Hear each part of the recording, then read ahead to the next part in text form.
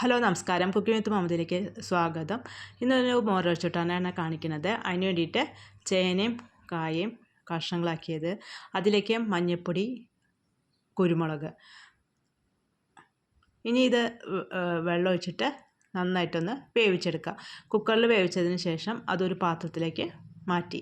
ഇനി ഇതിലേക്ക് ആവശ്യത്തിനുള്ള ഉപ്പ് ചേർക്കുക. ഇനി ഈ വെള്ളം വറ്റണം. വെള്ളം വറ്റി കഴിഞ്ഞിട്ടുണ്ടെങ്കിൽ ഇത് നാളികേരം, ജീരകം, പച്ചമുളകും കൂടി ചേർത്ത് അരച്ചതാണ്. മോര് ചേർത്തിട്ടാണ് അരച്ചിരിക്കുന്നത്. വെള്ളം ചേർക്കാതെ മോര് ചേർത്തിട്ടാണ് അരച്ചിരിക്കുന്നത്. ഇനി അത് ചേർത്ത് കൊടുക്കുക. ഇനി ഇതിലേക്ക് ആവശ്യത്തിനുള്ള മോരും കൂടി ചേർത്തിട്ട് നന്നായിട്ട് ഇളക്കിയെടുക്കുക. എത്രയാണ് ലൂസ് ആവേണ്ടത് അതിനനുസരിച്ചിട്ട് മോര് ചേർത്ത് കൊടുക്കുക. അധികം പുളിയില്ലാത്ത മോര് ഒഴിച്ചു കൊടുക്കുക. ഇനി തള വരുമ്പോൾ ഇതിലേക്ക് കറിവേപ്പില ചേർത്ത് കൊടുക്കുക. എന്നിട്ട് ഇത് ഓഫ് ചെയ്യുക.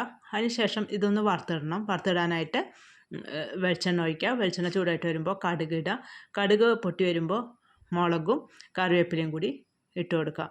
എന്നിട്ട് ഇത് നന്നായിട്ട് പൊട്ടി കഴിഞ്ഞിട്ടുണ്ടെങ്കിൽ ഈ മോരൊഴിച്ചിട്ടാനിലേക്ക് ഒഴിച്ചു കൊടുക്കുക.